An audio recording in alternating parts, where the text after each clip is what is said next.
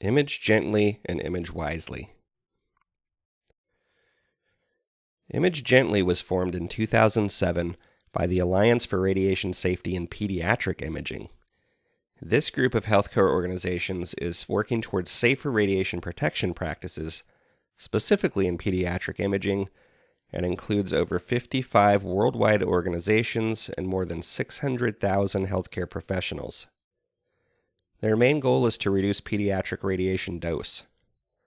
Step Lightly reminds fluoroscopists to be mindful of the pediatric dose in fluoroscopy, referencing the use of intermittent fluoroscopy instead of keeping the operator's foot down on the exposure pedal longer than needed. Their website has a useful checklist for reducing patient dose. Image Wisely was formed in 2009 by a joint venture between the American College of Radiology and the Radiological Society of North America.